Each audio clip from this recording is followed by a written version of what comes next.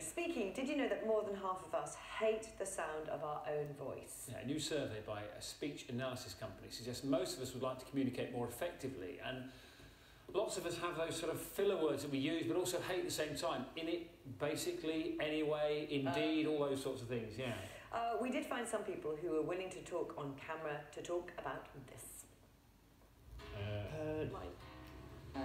I think in general most people don't do public speaking, especially with the internet, social media.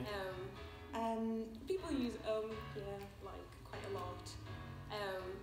It's one of the things I always pick up on when I'm in lectures, and then it's all I can hear. We do use them too much. I think it's easy to use those words rather than put together a structured sentence. So perhaps individuals are less confident now than they used to be in public speaking, and it might be because there's less opportunities to public speak.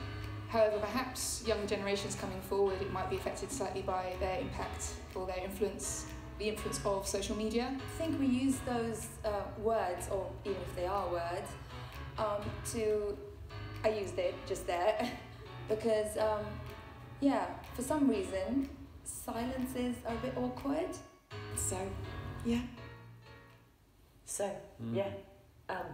All those filler words. We are joined in the studio by Sue Addlestone, a speech and language therapist, and Rishi Venkatesh, who's a student who's improved his public speaking by taking a specialised communication qualification. Morning both, thank you very much indeed for joining us. And what's really clear from all the messages that we're getting in today is people do get really nervous about public speaking, feel really scared to do it. Sue, is that normal, for example?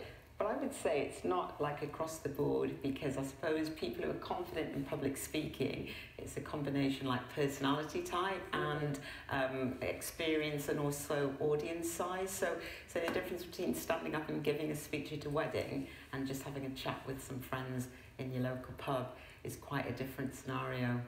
Rishi, how did you improve? Can you give us an idea of what things were like before and what things were like afterwards for you? Oh, I was in a room, I just couldn't speak when there were a lot of people. I couldn't go up to one person and talk. But I think from year 4 onwards, when I started with English Speaking Board, the company I was learning with, it really helped to boost my confidence and just made me feel like people actually wanted to hear what I wanted to say. And did you have, because lots of people this morning are saying they get that sort of panic, don't they, that sets in, and some people are saying that they might have a job interview or something, they know they're going to have to speak in public, and they don't go, or they cancel that because of that fear. Do you have something that you go through? Do you have sort of a little process you have before you get up to speak now? Yeah, I think I basically just constantly reassure myself, you know what, you can be confident about this. Because I feel like public speaking is definitely a part of our lives, and that we do need to, as a culture and as a country, more just sort of get more used to it. And if you do it well, it can have a sort of really beneficial effect on, for example, your career, on whether or not you get a job, so many different things. I'm really interested that this study proves that how we speak actually carries much more weight than what you're actually saying. And that's so true, really, because the content of what you say, statistically, that sort of only relates to 7% of the message, and 38% is your rhythm or your tone of voice. So if I sort of came in and said, oh, it's really nice to see you and I'm very glad to be here, obviously that negates the whole message. So it's a lot to do with, like, your rhythm and your intonation and your pitch and how you phrase things. Rishi, you were diagnosed with autism as well, weren't you? So how did that affect you? Did that diagnosis actually help you? Honestly, my diagnosis with autism was about 5 years ago, and it was honestly quite a surprise to me and my mum.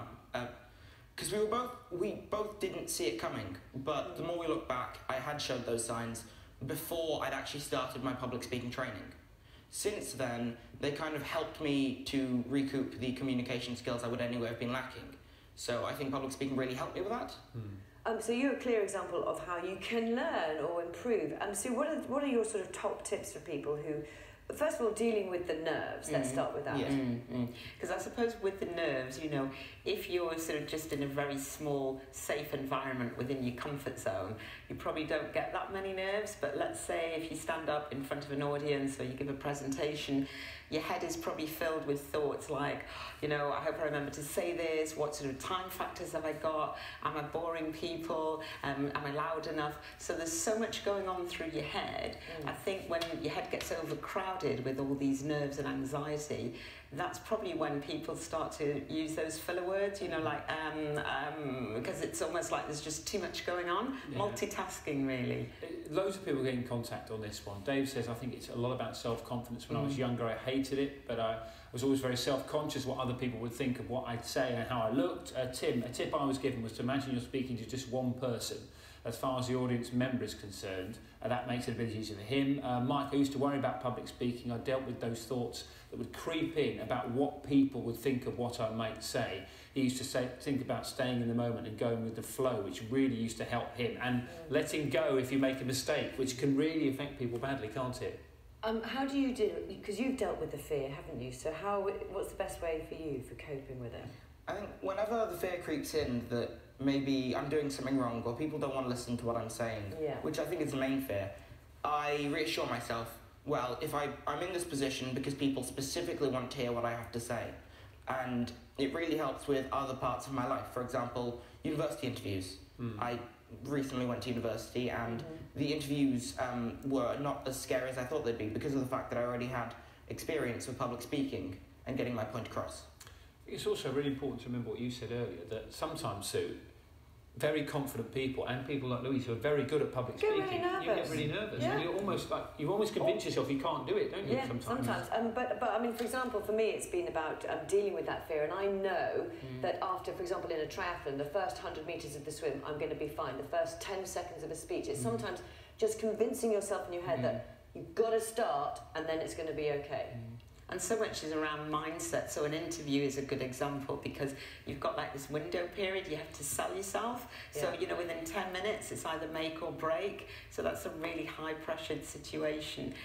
So in interviews, like you say, if you go in with that mindset, I think the other thing is preparation, because that is the whole key, exactly like Rishi said. The more prepared you are, the less nervous you're going to be, and that will have an impact on how you come across. Yeah. Well, hopefully, if you are someone who struggles with public speaking, that's been handy for you today. I think we might try and get you to do some bits for social media as well, so we'll put it out later. Some of your top tips that'd be really helpful, I think, for some people who are this morning getting in contact with us and tell us how much it can sort of paralyse What do you think? What do you say to young people who are out there who think I'm really nervous and I don't want to do this and I don't like the sound of my own voice? What would your main message be? I would say to them that they wouldn't be up there speaking unless someone wanted to hear what they had to say, and at least to that one person, they've got to show, this is what I think. Excellent. Thank you very much indeed. Thanks, Rishi. Sue, thank you. Nice to talk to you as well. 7:47. Carol is out and about in South London. So